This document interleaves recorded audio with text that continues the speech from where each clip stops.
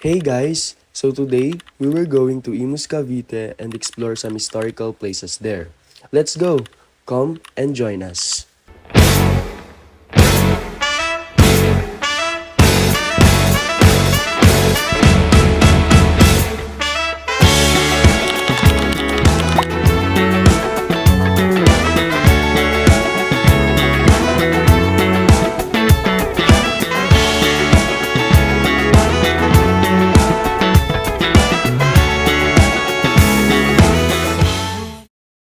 We're here at Imus Cavite!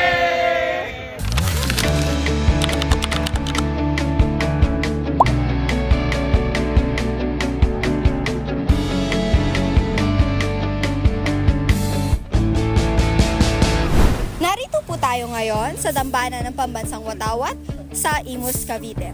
Isang makasaysayang lugar kung saan noong ika-28 ng Mayo 1898 sa labanan ng Alapan. Unang initala ng mga Pilipino ang tagumpay laban sa Espanya at nagwagayway ang ating Watawat bilang simbolo ng kalayaan. Sa dambanang ito, makikita natin ang mataas na flagpole at monumento bilang pagkilala sa kabayanihan ng mga nauna sa atin. Sa tuwing pambansang araw ng Watawat, ginaganap dito ang pagtaas ng bandila at pag-alala sa mga sakripisyo ng pagbisita natin dito. Naway paalalahanan tayo ng kahalagahan ng Watawat hindi lang bilang tela kundi bilang simbolo ng pagkakaisa, karangalan at kalayaan ng bayan. Sa lugar na ito, sa Alapan, Imus, nangyari ang labanan sa Alapan noong 28 Mayo 1898 kung saan ang mga puwersang Pilipino ay nagtamo ng tagumpay laban sa mga Espanyol. Naturang tagumpay ito ay sinasabing kauna-unahang pagkakataon na ibinagayway ng mga Pilipino ang pambansang Watawat matapos ang laban dahil dito tuwing 28 ng Mayo pinagdiriwang ang pambansang araw ng Watawat sa lugar na ito bilang panimulang araw ng selebrasyon ng bawat Watawat hanggang ika-12 ng Hulyo.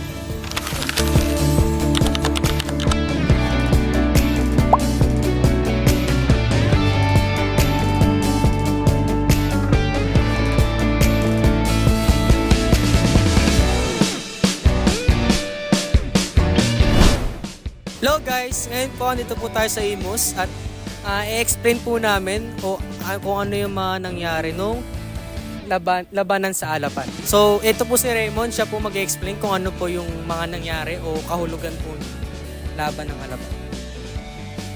Ito ang monumento ng labanan sa Alapan na matatagpuan sa Imus, Cavite. Dito unang winagayway ang pambansang Watawat ng Pilipinas matapos magtagumpay ang mga revolusyonaryo laban sa mga Espanyol noong May 28, 1898.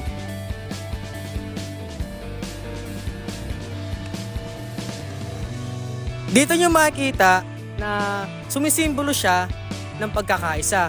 Tsaka pinamumunuan siya ni Emilio Aguinaldo o tinatawag na General Emilio Aguinaldo sa mga panahong ito. Isa rin siya sa pinakamalaking panalo noong panahon ng mga Espanyol. Kasi, syempre, kung titignan natin yung panahon nila, talagang napakalakas ng mga Espanyol noon. Kaya, ayun lang. Kaya nakaka-proud sa kanila na manalo, syempre bilang Pilipino. Ayun lang. Thank you!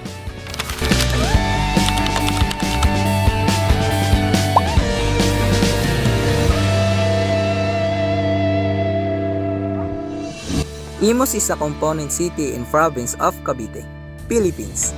The serve it is de jure by law capital. Although some provincial offices remain in Trece Martires, it is historically significant as the flag capital of the Philippines. Due to the first Philippine flag being flown thereafter the Battle of Alapan in 1898, the city is a center of commerce and development. With diverse economy and population over 496,000 people as the 2020 census.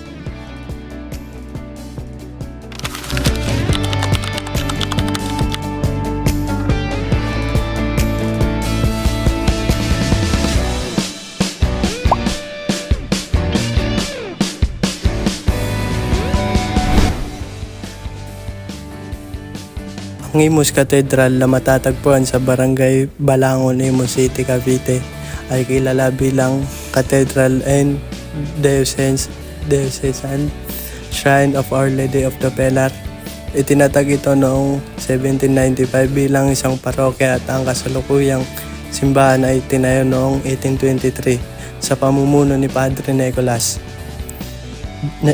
Sa pamumuno ni Padre Nicolas Baquera, ang disenyo na ito ay hango sa lumang Manila Cathedral. Noong 1961, naging katedral ito ng bagong tatag na Diocese of Imus. Dito matatagpuan ang imahe ng patrona ng lungsod, si Nuestra Señora del Pilar, na kinoronohan noong 2012. Taon-taon, pinagdidiriwang ang kanyang kapistahan tuwing Oktubre 12. Bukod sa pagiging sentro ng pananampalataya, ang Imus Cathedral ay isa ring makasaysayang pook na sumasalamin sa mayamang kultura at debosyon ng mga taga-Cavite.